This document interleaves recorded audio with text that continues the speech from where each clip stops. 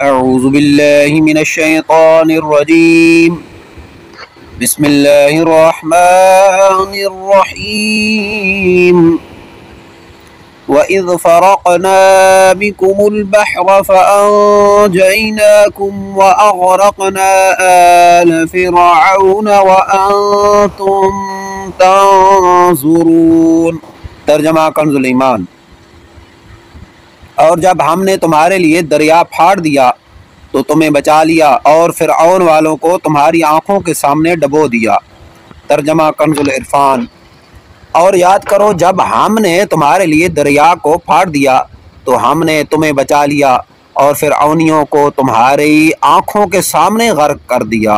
تفسیر صراط الجنان. وَإِذْ فَرَقْنَا بِكُمُ الْبَحْرَ. اور جب ہم نے تمہارے لیے دریا پھاڑ دیا.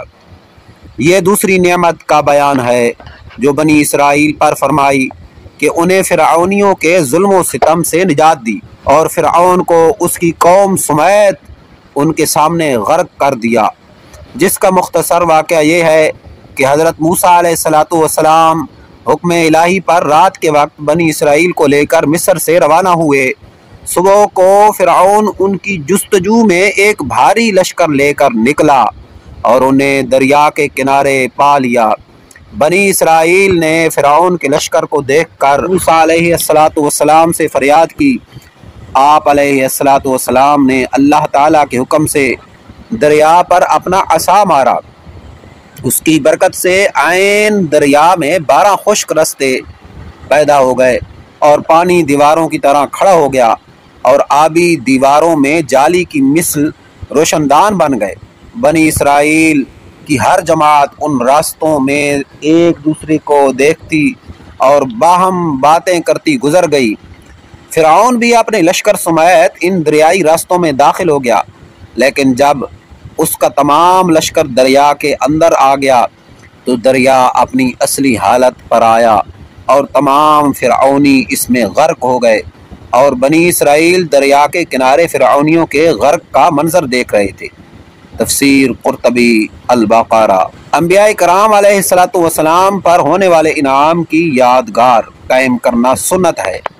فرعونیوں کا غرق ہونا محرم کی 10ویں تاریخ کو ہوا اور حضرت موسیٰ علیہ السلام نے اس دن شکر کا روزہ رکھا. صحیح بخاری اور صحیح مسلم میں ہے. حضرت عبداللہ بن عباس رضی اللہ تعالی عنہما فرماتے ہیں جب حضور پر نور صلی اللہ تعالی علیہ وآلہ وسلم مدینہ منورہ تشریف لائے تو آپ نے دیکھا کہ یہودی عاشوراء کے دن روزہ رکھتے. آپ صلی اللہ تعالی علیہ وسلم نے ارشاد فرمایا یہ کیا ہے؟ یہودیوں نے عرض کی یہ نیک دن ہے، یہ وہ دن ہے جس میں اللہ تعالیٰ نے بنی اسرائیل کو ان کے دشمن سے نجات دی. تو حضرت موسیٰ علیہ السلام نے اس دن روزہ رکھا. رسول کریم صلی اللہ تعالی علیہ وآلہ وسلم نے ارشاد فرمایا تمہاری نسبت موسیٰ سے میرا تعلق زیادہ ہے. چنانچہ آپ صلی اللہ تعالی علیہ وسلم نے اس دن روزہ رکھا اور اس دن روزہ رکھنے کا حکم ارشاد فرمایا. بخاری کتاب الصوم. البتہ صرف 10 محرم کا روزہ نہ رکھا جائے بلکہ اس کے ساتھ آگے یا پیچھے ایک روزہ ملایا جائے، جیسا کہ حضرت عبداللہ ابن عباس رضی اللہ تعالی عنہما سے مروی ہے. رسول اللہ صلی اللہ تعالی علیہ وآلہ وسلم نے ارشاد فرمایا عاشوراء کے دن کا روزہ رکھو اور اس میں یہودیوں کی مخالفت کرو. عاشوراء کے دن سے پہلے یا بعد میں ایک دن کا روزہ رکھو. مسند امام احمد. اس سے معلوم ہوا کہ انبیاء کرام علیہ السلام پر جو انعام الہی ہو اس کی یادگار قائم کرنا اور شکر بجا لانا سنت ہے، اگرچہ کفار بھی اس یادگار کو قائم کرتے ہوں. صدق اللہ العظیم.